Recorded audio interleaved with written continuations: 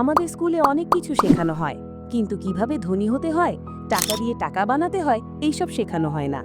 আর আমি যখন ছোট ছিলাম তখন ভাবতাম হয়তো ধনী হওয়া ভাগ্যের ব্যাপার। কিন্তু না, আসল কথা হলো ধনী হবার কিছু নীতি আছে যা কেউ শেখায় না।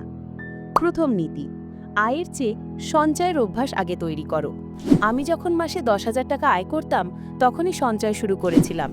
ধনী হতে হলে আগে টাকা ধরে রাখতে শেখো। দ্বিতীয় নীতি, জ্ঞানেই আসল বিনিয়োগ করো। আমি অনেক রাত জেগে ব্যবসা, ইনভেস্টমেন্ট আর মার্কেটিং শিখেছি।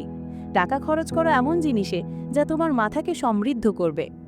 তৃতীয় নীতি, টাকা দিয়ে টাকা আয় করো। শুধু ব্যাংকে জমিয়ে রাখলে টাকা ঘুমাবে। আমি ছোট ব্যবসায় ইনভেস্ট করা শুরু করেছিলাম, আর সেখান থেকেই প্রথম লাভ এসেছিল। চতুর্থ নীতি, সঠিক মানুষের সাথে সময় কাটাও। আমি এমন মানুষদের সঙ্গ নিয়েছি যারা আমার চেয়ে অনেক বেশি জানে, আর তারাই আমাকে এগিয়ে দিয়েছে। পঞ্চম নীতি, সময়কে সঠিকভাবে ব্যবহার করো। ধনী হতে হলে সময়কে টাকার থেকেও বেশি মূল্য দাও, কারণ টাকা হারালে ফেরত পাওয়া যায়, সময় নয়। আমি শিখেছি ধনী হওয়া ভাগ্যের বিষয় নয়, এটা অভ্যাসের ফল। আজই শুরু করো, কারণ তুমি যত দেরি করবে তত দূরে যাবে স্বপ্ন থেকে।